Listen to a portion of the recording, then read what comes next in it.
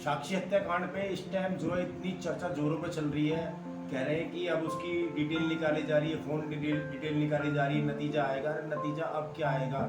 एक 16 साल की लड़की की बीच गली के अंदर हत्या कर दी गई और आप कह रहे हैं कि नतीजा आएगा। अरे नतीजा तो तभी आ गया जब आपके राज्य में उसकी हत्या हो गई। पता नहीं कहाँ हमारा कानून, कहाँ हमारा प्रशासन क्या सब कर रहा है और क्या उसका नतीजा निकल रहा है। अगर आप घर से बाहर निकलने के बाद अपनी गली के अंदर सेफ नहीं है तो फिर आप सेफ कहाँ पे हो? ऐसे प्रशासन का, ऐसी सरकार का और इन सब चीज़ों का क्या फ़ायदा? सबसे मेन बात तो ये है कि कानून को सख्त होना चाहिए, कि दिल में कानून के लिए डर होना चाहिए, जो कि बिल्कुल नहीं है। लोग सोचते हैं कि क्या होगा क्या होगा क्या होगा। अरे कानून का डर तो लोगों के दिल में है ही नहीं है। जैसे कि यूपी के अंदर योगी जी ने कानून को इतना सख्त कर दिया है, लोग डरने लगे हैं, मुजरिम डरने लगे हैं, अपराध कम हो गए हैं। दिल्ली का इस टाइम जो है क्राइम लेवल इतना हाई हो रखा है कि ये आप अगर नेट पर चेक करोगे ना तो इस टाइम इंडिया के अंदर में दिल्ली का क्राइम लेवल बहुत हाई हो रखा है। तो भैया थोड़ा सा कानून को सख्त करो और थोड़ा सा ये चीज़ जो है टाइट करो। प्रशासन भैया प्रशासन कर क्या रहा है? अगर गली के अंदर किसी की हत्या हो जाती है तो फिर आप सेफ कहाँ पे हो? कहाँ पे सेफ हुआ? क्या मतलब कि घर में बैठे रहो? और दूसरी बात क्या है, इन लोगों को, अरे ये जो लोग तमाशा देख रहे हैं वीडियो के अंदर, सीसीटीवी कैमरे के अंदर जो वीडियो रिकॉर्ड की गई है उसके अंदर जो लोग उसका मर्डर होते हुए देख रहे हैं, तो लोगों का जमीर, लोगों की आत्मा क्या बिल्कुल सो चुकी है क्या? जो आप एक हिंदुस्तानी होकर के हिंदुस्तान के अंदर इतना भय, इतना डर कि आप किसी की सड़क में मदद नहीं कर सकते, तो फिर आपका जमीर और आपकी आत्मा बिल्कुल मर चुकी है। और हो सकता है कि शायद आप इस देश के, हमारे हिंदुस्तान देश के हो भी ना, शायद आप किसी और देश के हो, क्योंकि आपकी आत्मा बिल्कुल सो चुकी है। आपकी आत्मा के अंदर मतलब इतनी दया भी नहीं बची कि एक नाबालिग बच्ची के ऊपर कोई चाकू से वार कर रहा है, उसकी हत्या कर रहा है और लोग आ रहे हैं, जा रहे हैं, तमाशा देख रहे हैं। इतना गुस्सा भरा पड़ा लोगों के अंदर। और मीडिया वाले अपना तूल पकड़ते रहेंगे, प्रशासन अपना तूल पकड़ता रहेगा, कोई कुछ बोलता रहेगा, कोई कुछ बोलता रहेगा, कोई कुछ बोलता रहेगा। अरे बोलने से होगा क्या? बोलने से होगा क्या? कोई भी सही है, कोई भी गलत है, लेकिन सबसे पहले तो प्रशासन गलत है। क्योंकि अगर प्रशासन के होते हुए इतना सब कुछ हो रहा है, क्योंकि लोगों के दिल में प्रशासन का डर नहीं रह गया, लोगों के दिल में बिल्कुल डर नहीं रह गया। दिल्ली इस टाइम क्राइम लेवल पे ना इतना ऊपर जा रही है, इतना ऊपर जा रही है कि दिल्ली के अंदर क्राइम बहुत बढ़ चुका है। कहीं भी कुछ भी हो जाता है, लोगों के मन में डर ही नहीं बचा है। अरे योगी जैसा कोई सीएम भेजो तो लोगों के मन में कोई डर भी है, थोड़ा सा कुछ जो है कानून को सख्त करा जाए। सख्त क्या करा जाए? कानून के अंदर जो है ना थोड़ी सख्ती लाई जाए, क्योंकि लोग जो है ना कानून से डरना बिल्कुल बंद कर दिया है। क्राइम तो ऐसे कर देते हैं जैसे कि पता नहीं क्या कुछ उनके हाथ, दाएं बाएं हाथ का खेल हो गया। अरे तो भैया थोड़ा सा कानून से डरो। सच जो है ना किसी को पता नहीं लगेगा, कि कोई सुन नहीं पाएगा।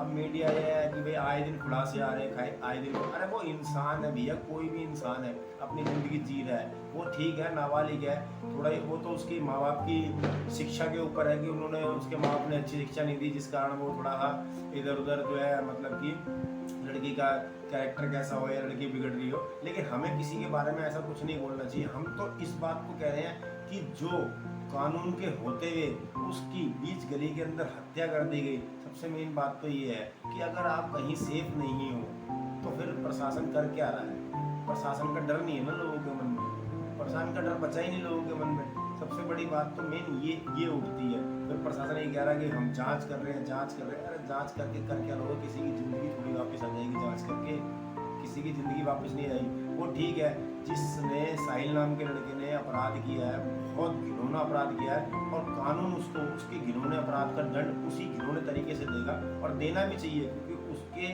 मन में जो डर पैदा होगा वो शायद आगे समाज में पैदा होगा, तो समाज में ये लगेगा कि हाँ भाई कि कानून सख्त है, तो लोग जो है क्राइम करने से डरेंगे। अब यूपी के अंदर देख लो, इस टाइम क्राइम लेवल इतना कम हो चुका है ना कि लोग ना क्राइम करने से डरते हैं। लेकिन दिल्ली का क्राइम लेवल कहाँ जा रहा है? बहुत ऊपर। तो भैया थोड़ा सा कानून को सख्त करो दिल्ली के अंदर भी, और जो है थोड़ा सा इस तरीके का रखो, माहौल बनाओ कि पता नहीं क्या देश को होता जा रहा है। कुछ सच सुनने के राजी नहीं है, किसी की मदद करने के लिए राजी नहीं है, कुछ भी नहीं है, मतलब कि अपने अपने से मतलब है। और हाँ, अगर तमाशा देखना है तो सारी पब्लिक इकट्ठी हो जाएगी, लेकिन अगर किसी की मदद करनी है तो समझ लो सब अंधे हैं और सब बहरे हैं, कोई भी आपके आसपास नहीं है, चाहे बेशक हजारों की भीड़। तो भैया ऐसा क्यों कर रहे हो?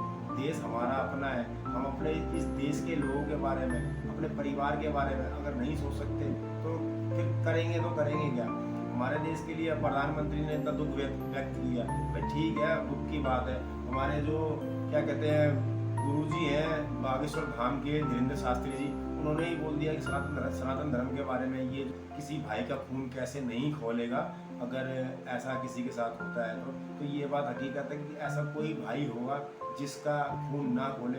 तो हिंदुस्तान की लड़कियां जो है सारी हमारी बहनें ही हैं, तो हमारा खून क्यों नहीं खोलना चाहिए। तो हर लोग जो थे उनके अंदर क्या खून नहीं है क्या, पानी बन चुका है उनका खून, जो आसपास में लोग खड़े थे और तमाशा देख रहे थे। तो भैया ऐसा ही सबसे पहले ना इंसान का इंसान होना जरूरी है, बाकी सारी चीज़ें बाद में है।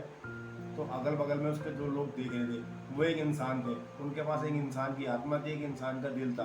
तो शायद उनकी आत्मा मर चुकी थी और उनके पास दिल नाम की तो कोई चीज़ थी ही नहीं, जो उनको बिल्कुल भी उस लड़की के ऊपर दया नहीं आई और मतलब कि वो अपनी आंखों से देखते रहे। तो भैया ऐसा जो है ना हिंदुस्तान में होना नहीं चाहिए। और ये तो सब तूल पकड़ने वाली बात है कि कोई किस तरीके की बातें करेगा, कोई किस तरीके की बातें करेगा, कोई किस तरीके की बातें करेगा। तो ये बातों का तो कभी तोड़ और जवाब निकल ही नहीं सकता। लेकिन ये मैटर जो है, ये मैटर कुल मिलाकर के लव ट्रायंगल का है।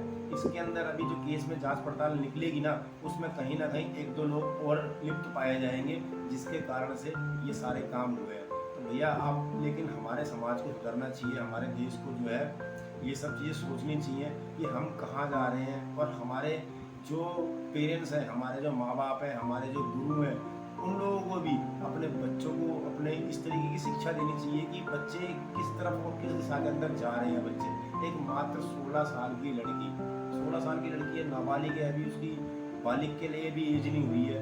जो लोग अब इतने चर्चे उठा रहे हैं, अगर चर्चे कहीं कर रहे हैं तो कुछ ना कुछ तो उसके अंदर सत्य भी होगा। तो ये हमारी जिम्मेदारी बनती है कि हम अपने बच्चों को, अपने आसपास के माहौल को कैसी परवरिश दे रहे हैं, कैसी उनको शिक्षा दे रहे हैं। कहीं ना कहीं गुनहगार गलत हम भी हैं, क्योंकि ये जो माहौल बना रहे हैं ना, इसमें कहीं ना कहीं रोल हमारा भी है, क्योंकि हमारे रोल के बिना माहौल नहीं बनेगा। तो अपना माहौल बदलो, अपने आसपास का माहौल बदलो, अपने आसपास जो है अच्छी शिक्षा फैलाओ, अपने बच्चों को, अपने अड़ोस पड़ोस के बच्चों को, सबको मतलब जो है ना अच्छी शिक्षा दो। तो ये जो हम कहीं ना कहीं गुनहगार हम जरूर हैं, सबसे पहले हमें अपने आप को बदलना पड़ेगा, तब जाकर के कहीं दुनिया बदलेगी। ठीक है, जिसने बहुत बड़ा क्राइम किया है उस क्राइम की सज़ा उसको बहुत बड़े तरीके से ही देनी चाहिए, और प्रशासन देगा भी, प्रशासन देगा भी। ऐसी बात नहीं कि प्रशासन उसको सज़ा नहीं देगा, प्रशासन उसको सज़ा देगा भी, और प्रशासन को सज़ा देनी भी चाहिए। लेकिन प्रशासन को थोड़ा सख्त होना चाहिए, क्योंकि जो इस तरीके से जो माहौल हो रहा है ना और जो क्राइम बढ़ रहा है, वो क्राइम होना नहीं चाहिए हमारे देश के अंदर।